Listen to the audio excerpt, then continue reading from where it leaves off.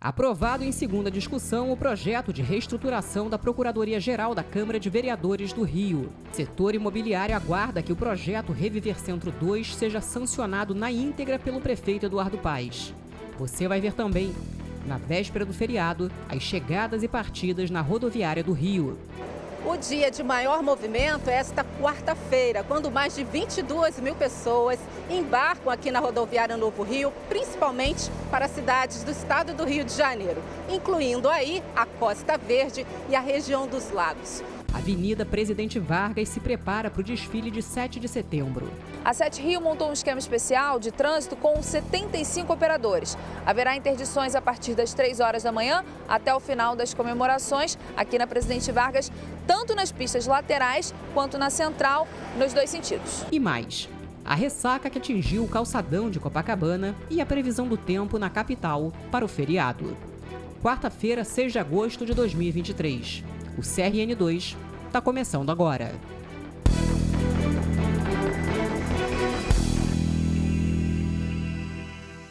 Olá, boa noite. Na sessão extraordinária desta quarta-feira, os vereadores aprovaram um projeto de lei que prioriza o atendimento e garante assentos prioritários no transporte público às pessoas que fazem tratamento de quimioterapia, radioterapia, hemodiálise ou usam bolsa de colostomia. O Parlamento aprovou em segunda discussão o projeto de lei que declara o grafite como patrimônio cultural do município, fixa permissões para pintura, cria o programa de incentivo ao grafite e demais artes visuais.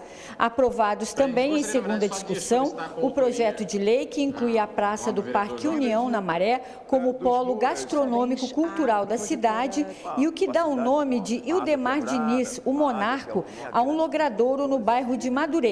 O cantor e compositor Monarco, que morreu em 2021, é uma das maiores personalidades do samba brasileiro, além de ter sido o principal representante da velha guarda da Portela. Os parlamentares também votaram e aprovaram em segunda discussão o projeto de lei que renomeia o Circo Voador na Lapa para Circo Voador Rita Lee. A cantora, que morreu em maio deste ano, também dará o nome a um logradouro do município. Deus me poupe do seu fim. Na sessão extraordinária, foi aprovado em segunda discussão o projeto de lei que determina a prioridade de atendimento no município e garante acesso aos assentos prioritários no transporte coletivo às pessoas que realizam tratamento de quimioterapia, radioterapia, hemodiálise ou que utilizam bolsa de colostomia. Aprovado em segunda discussão o projeto de lei que inclui o mês Abril Verde de combate ao racismo religioso no calendário oficial da cidade. Precisamos lembrar que a liberdade religiosa é um direito fundamental e previsto na Constituição e também em diversos tratados internacionais do qual o Brasil faz parte. Mas, infelizmente, nós temos visto ao longo dos anos crescentes ataques contra esse tipo de matéria. Na sessão desta quarta-feira, também foi aprovado, em segunda discussão, o projeto de lei que inclui no calendário oficial da cidade o Dia Municipal do Jongo, ritmo da região africana do Congo, Angola, e que chegou ao Brasil colônia com os negros. Em 2005, o jongo foi reconhecido pelo IPHAN, Instituto do Patrimônio Histórico e Artístico Nacional, como Patrimônio Cultural Brasileiro. 7 meses nessa casa é o primeiro projeto aprovado. Então, enfim. E sobre a cultura, e a cultura negra, né? A cultura que existe desde sempre. Fala do jongo, né? Enfim, para botar o jongo de fato como prioridade nessa cidade, né? O dia do jongo. A emoção apresentada pela nossa colega Mônica Cunha mostra a razão de um mandato legislativo. Quando você se sente emocionado com um projeto, não só por ser o primeiro, mas pela importância desse, mostra muito bem o caráter dessa pessoa.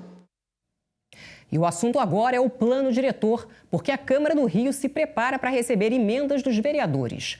O texto, aprovado em primeira discussão em junho, foi disponibilizado nesta quarta-feira para os parlamentares. Agora eles podem propor novas modificações. O prazo para protocolar as mudanças termina no dia 2 de outubro. A expectativa é que o plano diretor entre em segunda discussão em meados de novembro. Antes, tem que passar pela aprovação conjunta das comissões de Finanças, Orçamento e Fiscalização Financeira, de Justiça e Redação e a própria comissão do plano diretor. A gente lembra que o plano diretor estabelece diretrizes para o desenvolvimento da cidade pelos próximos 10 anos. E a Associação de Dirigentes do Mercado Imobiliário apoia o projeto Reviver Centro 2, aprovado pela Câmara Municipal do Rio. A proposta do Poder Executivo garante incentivos para a construção de moradias nas regiões da Praça 15, Castelo e Cinelândia. Morar na praça mais famosa da cidade, a Cinelândia. Palco de manifestações históricas. Uma ideia que agrada várias pessoas. Moraria aqui, tem a parte cultural que é bem rica, né? Tem transporte, é tudo muito acessível. Inclusive um resgate histórico, né? Porque já foi uma área residencial, poderia voltar a ser perfeitamente. Já morei aqui no centro já, quando era jovem, não? E moraria também por aqui outra vez. Não iria pegar engarrafamento, iria ter todos acesso a todo... área turística do Rio. A Cinelândia é um dos pontos que vai receber incentivo para a construção de moradias, de acordo com o projeto Reviver Centro 2, aprovado nesta terça-feira na Câmara Municipal. Castelo e Praça 15 também foram incluídos no projeto, que tramitou por cerca de 5 meses no Legislativo Carioca e prevê a realização de uma operação interligada. O empreendedor que investir na região ganha o direito de construir em outros bairros, com isenção temporária de cobrança de contrapartida financeira.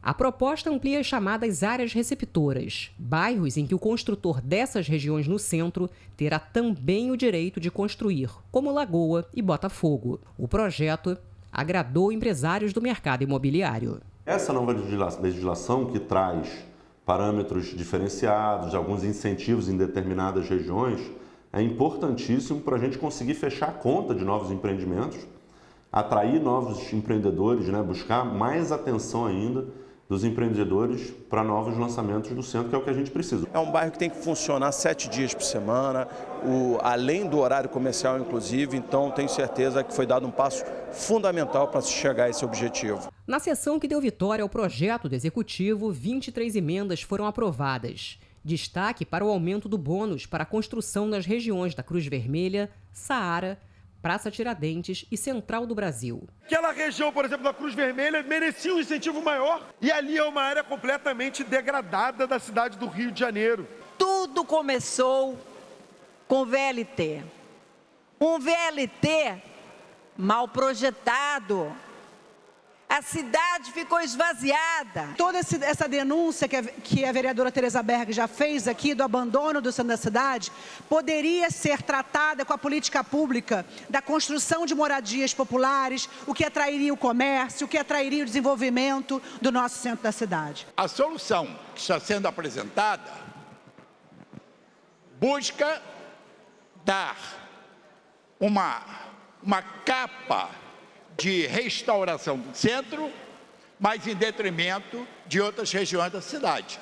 O processo de esvaziamento do centro da cidade, ele vem de 30 anos, quando o município optou por investir de uma forma muito forte no desenvolvimento da Baixada de Jacarepaguá, no desenvolvimento da Barra da Tijuca. Alguém no projeto projetou quanto seria de queda no IPTU para transformar metro quadrado comercial para residencial? Eu não achei isso. É uma lógica liberal, uma lógica mercadológica da mercantilização que só olha para a cidade como um lugar a ser vendido pela especulação imobiliária. O centro da cidade é nosso pulmão cultural, social e econômico e através dessa legislação que foi aprovada hoje em segunda discussão, que vai à sanção do prefeito com várias alterações propostas pela Câmara e aprovada hoje no plenário, dá a garantia de incentivos urbanísticos para que o centro da cidade possa ter atração, principalmente uma moradia. Quarta-feira é dia de reportagem especial aqui na Rio TV Câmara. O programa de hoje, que começa às 8 da noite, vai falar sobre o mercado de moda sustentável.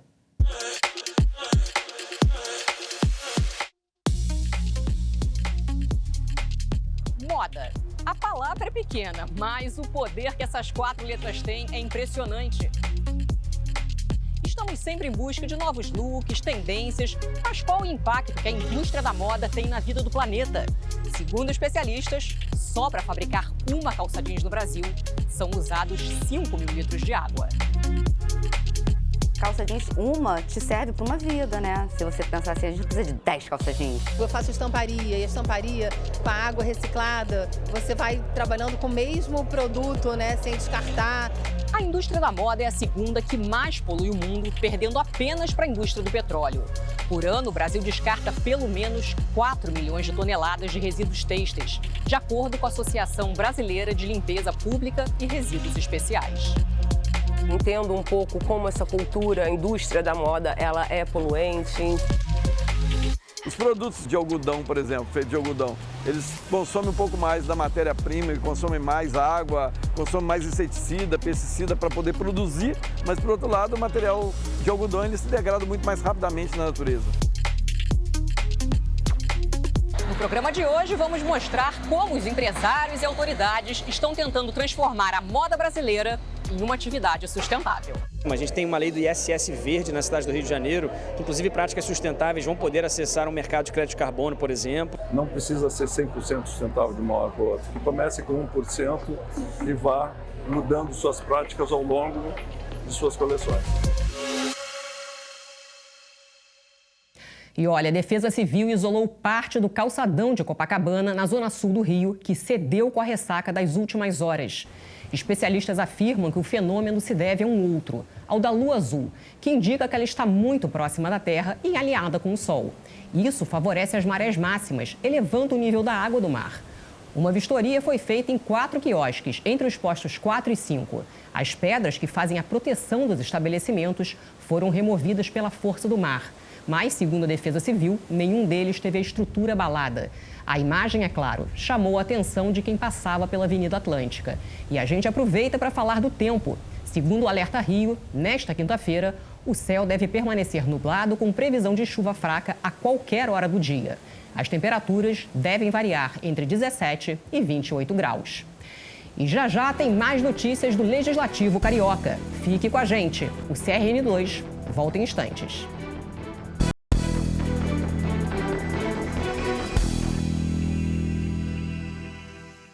A Câmara aprovou um projeto de lei complementar que definiu novas regras de funcionamento para a Procuradoria da Casa. A legislação dá mais independência para um órgão vital na defesa do Legislativo Municipal. É a Procuradoria quem representa os integrantes do Legislativo em caso de ações judiciais e extrajudiciais. Na Câmara Municipal do Rio, ela foi criada há 30 anos e, de acordo com os vereadores, precisava ser modernizada. O projeto de lei foi aprovado com 42 votos favoráveis e nenhum contra e vai garantir mais independência para o trabalho dos procuradores. Fortalece institucionalmente esse órgão tão importante, com previsão na lei orgânica, que é o órgão que dá à Câmara assessoria jurídica, responsável pelos pareceres jurídicos, pela defesa da Câmara em juízo. Então, no Rio de Janeiro, que é a segunda cidade mais populosa do país, né? 6 milhões de habitantes, uma importância histórica fundamental, um poder legislativo tão importante, faz todo sentido que tenha uma procuradoria institucionalmente bem regida do ponto de vista normativo e fortalecida em sua estrutura, e isso foi feito por esse projeto de lei complementar. Além disso, uma questão fundamental que já existe em outras procuradorias é constar na lei as garantias de independência técnica, administrativa e orçamentária. Porque a Procuradoria ela é um órgão de representação judicial, de consultoria legislativa e jurídica, mas também exerce funções de controle, né, de controle interno. Então é muito importante essa independência.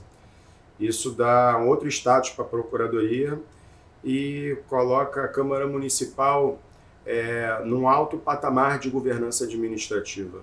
O presidente da Câmara do Rio, Carlos Caiado, destacou que o projeto prioriza a transparência e a eficiência da casa. É o projeto que faz a estruturação da nossa Procuradoria, que é um órgão de controle fundamental, que defende a Câmara Municipal, inclusive nos tribunais das suas leis, e aprimora, inclusive, os nossos projetos de leis serem projetos bons para a população e com segurança jurídica. E é uma medida muito importante que faz parte da nossa reforma administrativa. Então, uma atuação que a mesa diretora fez, que agradeço a todos os vereadores por ter aprovado essa lei. A mudança fez parte de um pacote de reestruturação administrativa do Legislativo. Na semana passada, outra lei substituiu uma série de decretos legislativos editados desde 1991 por um único texto. Unifica a carreira de servidores, formaliza órgãos já em funcionamento e fortalece o compromisso do Poder Legislativo com uma gestão moderna e eficiente através da criação de uma corregedoria interna. Os parlamentares contribuíram com a aprovação de 7 emendas, assinada pela mesa diretora junto com as comissões de Justiça e Redação, de Administração e Assuntos ligados ao servidor público e de Finanças, Orçamento e Fiscalização Financeira. A legislação também se compromete com a autonomia dos vereadores, ao autorizar a descentralização orçamentária. Sem aumento de custos para a Câmara, a mesa diretora poderá instituir a verba de gabinete por meio de uma resolução, como já acontece na Câmara dos Deputados e na Assembleia Legislativa no Rio. De acordo com o texto aprovado, sindicâncias e processos disciplinares internos serão conduzidos pela Corregedoria, que ficará subordinada à mesa diretora, responsável também pela regulamentação do órgão. Haverá ainda a participação de um procurador da Casa. Casos relacionados aos parlamentares continuam sendo apurados pelo Conselho de Ética. A Escola do Legislativo Carioca e a Câmara Juvenil, que começou a funcionar este ano, também se tornarão permanentes. O Centro Cultural ganha outras atribuições, já em preparação para as novas funções do Palácio Pedro Ernesto, com a mudança do Legislativo para o edifício Serrador. A lei também corrige o plano de cargos dos servidores efetivos da Casa, que passarão a progredir na carreira a cada 2 anos. O texto estabelece ainda limites para a ocupação de cargos em comissão em funções técnico-administrativas, que serão diferenciadas das exercidas pelos assessores dos parlamentares. Estes, por serem profissionais que auxiliam os vereadores a dialogar com a população, são considerados detentores de cargos de livre nomeação e podem adotar escalas diferenciadas, como nos fins de semana, além de exercerem o trabalho de forma remota. Bruno de Luca e um dos funcionários do quiosque onde Kaique Brito estava na madrugada do último sábado prestaram depoimento nesta quarta-feira. O homem informou que nenhum dos 2 clientes apresentava sinais de embriaguez. Na saída, o apresentador Bruno de Luca disse que ainda está muito assustado. Ele chegou à delegacia acompanhado da irmã do ator Kaique Brito. Segundo o último boletim médico, Kaique Brito permanece sedado em ventilação mecânica. O ator de 34 anos tem feito novos exames de tomografia e, de acordo com os médicos, apresenta melhora evolutiva no quadro de saúde. Kaique Brito foi atropelado por um carro quando atravessava a Avenida Lúcio Costa fora da faixa de pedestre. O motorista testou negativo para o consumo de bebida alcoólica. A Polícia Civil investiga se ele estava em alta velocidade. E olha, começa às 3 horas da manhã desta quinta-feira o esquema especial de trânsito para o desfile de 7 de setembro no centro do Rio. Depois da interrupção por 2 anos em razão da Covid-19 e da comemoração dos 200 anos da independência em Copacabana, o desfile cívico-militar do dia 7 de setembro retorna à Avenida Presidente Vargas.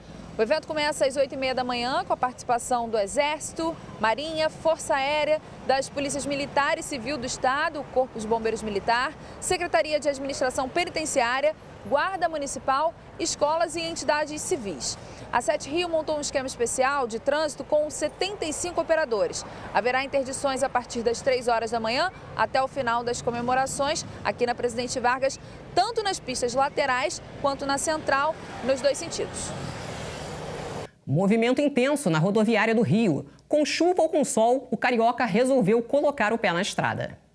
Entre idas e vindas, a rodoviária Novo Rio calcula que 219 mil pessoas passarão por aqui neste feriado prolongado. O dia de maior movimento é esta quarta-feira, quando mais de 22 mil pessoas devem embarcar, principalmente para cidades do estado do Rio de Janeiro, incluindo a região dos Lagos e a Costa Verde. Aí você pensa, mas não deve nem fazer um calorão nesse fim de semana. E eu digo para você, elas não estão nem aí. Não faz diferença nenhuma, estamos indo para curtir, aproveitar a paisagem, ver pessoas diferentes. Fugir da rotina? Fugir da rotina um pouco, né? Negócio de trabalho, caso trabalho, tem que fugir um pouco. Aproveitar até domingo, aproveitar o descanso da escola e aproveitar também esse tempinho gostoso. Pois é, não vai da praia, mas vale a pena ir. Vale muito, só o descanso já vale a pena. Com ou sem sol, o movimento nas estradas também deve ser grande. 420 mil veículos devem passar pela BR-101 entre Niterói e Campos, no norte do estado, até o próximo domingo. Na BR-040, a Rio Juiz de Fora, um pico de veículos é aguardado para esta quarta-feira e também para domingo, a partir das 3 horas da tarde. A Via Lagos prevê para esta quinta-feira o maior fluxo, 30 mil veículos, sentido região dos Lagos. Um número superior, 741 mil, deve ser registrado nos 2 sentidos da ponte Rio-Niterói até a próxima segunda-feira. Para todos, uma boa viagem. E para quem vai ficar no Rio, vale lembrar que as agências bancárias voltam a funcionar na sexta-feira. Hospitais também farão atendimento normalmente. Os shoppings vão abrir no horário de fim de semana e trens e metrôs também vão operar em esquema especial. O CRN2 termina aqui. Na sequência, tem reportagem especial. No programa de hoje, nós vamos falar sobre o mercado da moda sustentável. Um estudo mostra que as pessoas estão cada vez mais criteriosas em relação ao valor que gastam e aos impactos que a produção causa ao meio ambiente. E você pode acompanhar a nossa programação ao vivo. Os endereços estão aí na sua tela. Uma excelente noite e um ótimo feriado para você.